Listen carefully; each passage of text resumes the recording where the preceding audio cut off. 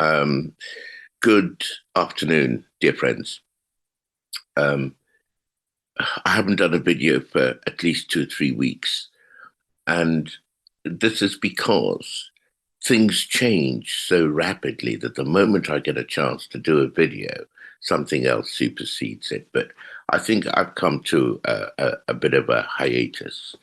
First thing I have to ask you is that because this is going onto my YouTube and Rumble channels, I'd like you very much to subscribe and hit the notification button so that when I do more videos, you get a chance to see it. Now, this isn't just an ego plug for myself. The point is that I put across a point of view that very few people articulate. And if you like and ask for notifications on my videos, they are more likely to become visible to those who don't hear voices like mine. So, this video is about the mission of Africans at this time. Look, the world's a mess. Um, Gaza's been going on. 30,000 plus human souls have been lost as a result of the bombardment of the Israeli Defense Force. Many of them, the majority of them, women and children. There's now been an exchange of military action with the Israelis attacking the Iranian High Commission in Damascus, the Iranians having a very, very muted response back. And I understand that the Israelis have launched another counterstrike. Meanwhile, the mess, the meat grinder that is Ukraine continues over on the other side of the Atlantic. What have we got? We have a major arterial bridge collapsing, which has choked off a port which controls a lot of the trade coming into the United States of America.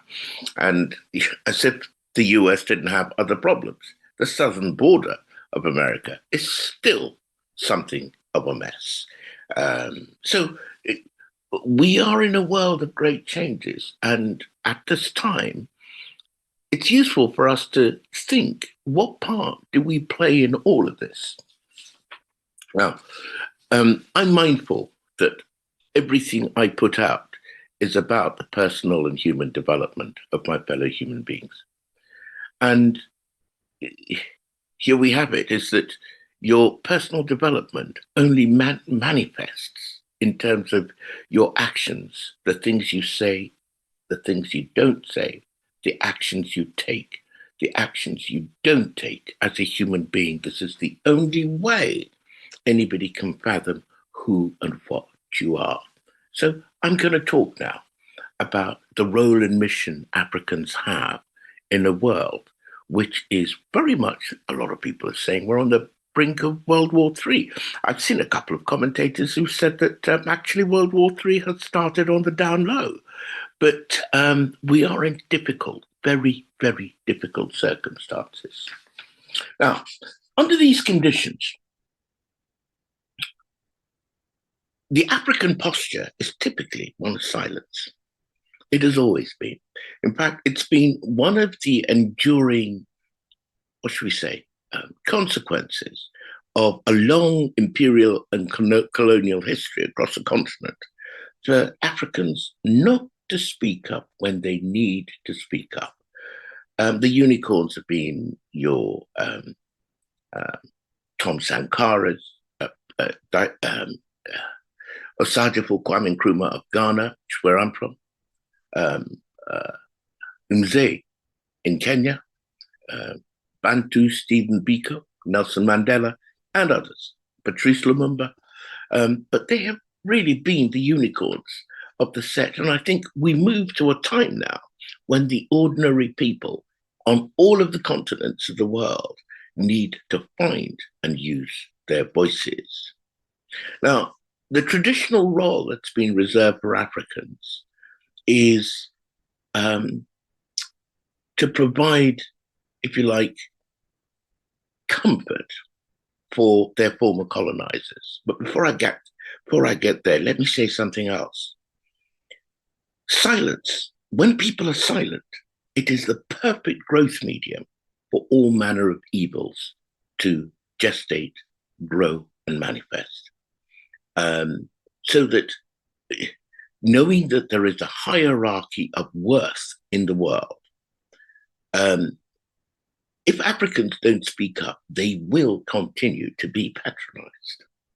Patronization is a nice end of the wedge. But the most important thing is that if people don't speak up, what it means is that actually there isn't a problem to solve and that there's nothing here to see. And so things will continue the way more or less they have continued for the past 4, maybe 500 years. Another thing that happens apart from being Africans being patronized is that they are the victims of many microaggressions, especially not so much when you're in Africa and you're in the majority, but when you're an African and you live in Europe where you present as the minority. Africans experience many, many microaggressions. And the beauty about a microaggression is that it fulfills what the CIA called its plausible deniability. If people do things which are negative towards you, and they are of a micro, very small order, they are plausibly deniable. They can turn around and say that you're making it up, you're imagining it, it's not happening. And yet the lived experience of millions of people of African origin across the whole of Europe, or across communities in which they form the minority, microaggressions against them are legion. Everybody knows this. Now, the other thing I'd like to mention is stereotypes. And I have to say that I experience this every day because I don't think I come across the way most Africans are supposed to sound. This is purely and simply because of where I grew up as a child and how I was taught to speak. I'm not making this up, it's how I talk. Actually, if I change the way I speak, I'm making it up. I'm making that up. So I think that at the age of 60 plus, I've earned the right to be who I am and sound the way I sound. Now, crucially, what is shocking is that many people in the West can't get their heads around the fact that there's a person who sounds like me, who looks like me, speaking the English language. And the dissonance they experience is such that people either try and make me behave the way they expect me to behave, or they think I'm weird, frankly weird. But, here's living, breathing proof that the person who is talking with you is sitting right here in front of this computer looking at this camera, and I'm speaking with you. It's perfectly natural for me. All of which leads me to the conclusion that it seems that the mission of people of African origin is to provide comfort to their former colonizers. Provide comfort to the extent that they're able to reassure them that, oh, there's nothing wrong. Everything is tickety-boo. Everything is perfectly fine.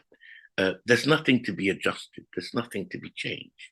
Whereas in every walk of life, in all of the outputs of life, economics, employment, investment, the deployment of tech, the formation of capital, stability of governments, and so on and so forth, Africa's outputs struggle.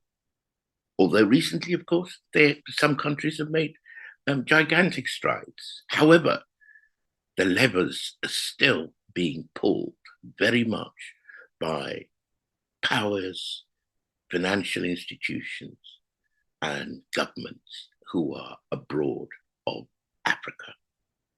So, by staying silent, basically what Africans do is that they provide comfort to those who are riding a system which is inherently rigged, okay, to dispossess Africans.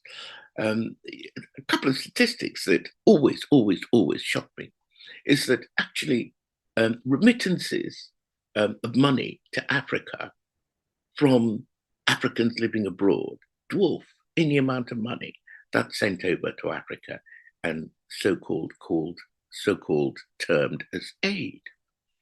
Africa is a net exporter of wealth to those who are not Africans and those who live abroad. And who wouldn't like that situation? I mean, if the shoe was on the other foot, I probably wouldn't complain very much unless somebody forced me to change my point of view and my perspective. And when somebody else is advocating for you, you've got to be very, very careful, because the best advocate for Africans are Africans. And so it is within this context that Africans need to speak up and talk about what's broken, rather than pillorying each other. By the way, corruption is if you were to add up the amounts of money involved in corruption and the continent of Africa, the whole continent of Africa, you would probably find that there was more corruption in one or two of the developed economies around the world than there is in Africa. I heard the other day that there was a Vietnamese property developer who has been sentenced to death for embezzlement or financial improprieties totaling $47 billion. Well, that's 6% of the country's GNP. So corruption is a worldwide phenomenon. So there is no point us pillorying each other over that. What is far more important is that we create a world system based on equity, because the resources are under Africans' feet. The West cannot live without those resources. So we have to come to an accommodation of some kind, which enables everybody to get a fair shake of that particular game. So I believe that rather than be here to comfort the West or any other part of the world for that matter about what nice chappies they are and how fair they're being, which they're not, it is important for Africans to think through. I'm not going to tell you what to think, because you're living your experience. You don't have to make it up. I'm saying that it's time for Africans to find their voices and to speak up about the kind of future they feel suits them, and become rather agnostic of the fact that actually, if they start talking about the kind of future that suits them, a few people are going to be left with red faces. So that's where we are. Now, I do know this, though, that if people in the West were subjected to a fraction of Africa's experiences, they wouldn't survive it for a nanosecond, because they're used to having the privilege of being specially catered for, of having special privileges, of being deemed fit and worthy to be treated with respect and recognition. So that's what it is. What is your mission as an African? That's a question I'm going to leave you with at the end of this post. Think it through, because if you don't find your mission, if you don't find your purpose, then number one, we would have been missing at the greatest, should we say, struggle our race, that is humanity, not just Africans, the human race is facing. We'd have been absent from that race, and we definitely have a very important part to play in it all. There are 1.3 billion people across that continent, the biggest continent in the world. And it's got the most resources of any continent in the world as well. So there's a lot to play for. Thank you very much. I'm going to try and keep this nice and brief. And thank you for watching. As I said, please smash please subscribe and notification buttons, and see you on the next post. Thank you very much.